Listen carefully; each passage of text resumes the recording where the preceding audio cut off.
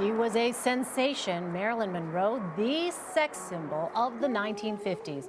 But out of the public eye, the former Norma Jeane Mortenson was a complicated and troubled woman.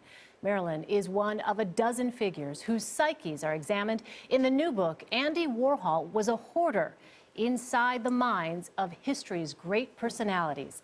Joining us now is its author, Claudia Kalb. Good morning. Good morning. So interesting. Your book examines a wide range of historical figures, from Lincoln to Howard Hughes. Why did you choose to write about them?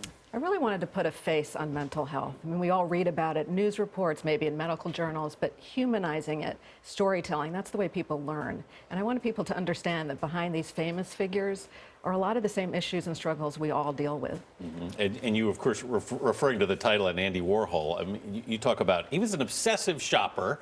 I mean, how would you describe his personality there? He loved to shop. He was obsessive about it. He went shopping every day when he could in New York City, high-end to low-end boutiques to small five and dimes. And he collected and could not stop himself from buying and could not give anything away, which is one of the characteristics of hoarding disorder. He threw stuff into boxes, 600 boxes filled with toothbrush boxes and old photos and junk mail. And when he died, his townhouse was so full of stuff, you could barely enter the rooms. Wow, amazing. In the intro, we talked about Marilyn Monroe, and you write that after researching her, you came away with enormous sympathy for her. Why? I did. She was such a troubled person. I knew her as sort of this glamorous actress, as we all do. She had such a difficult childhood. She was given to a foster family within weeks of her birth, and she went to an orphanage. She came away feeling very lonely, very isolated. She talked about not feeling loved, and a constant search for identity, which is one of the key characteristics of, in her case, borderline personality disorder.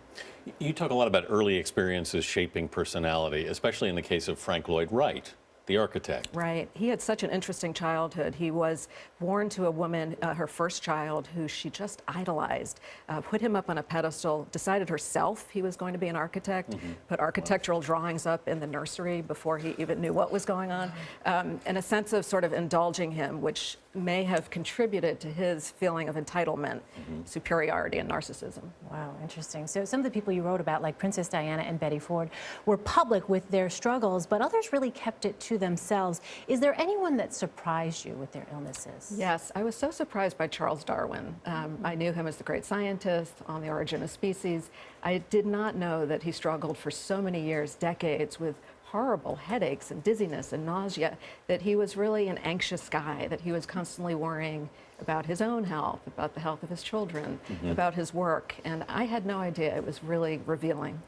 It was also interesting to me that Lincoln battled what probably today would be called clinical depression, yes? Yes, he had several episodes that in his 20s that look like what depression looks like today. Yeah. In his 20s? In his 20s. And he was described as a guy who just dripped with melancholy. A contemporary talked about him. What's so interesting about Lincoln is that he found ways to get past it, and humor was one of them. He was a storyteller. He talked about using humor to vent his moods, and work. Get into work and get through those moods and get out of that depression. What do you hope readers take away from your book?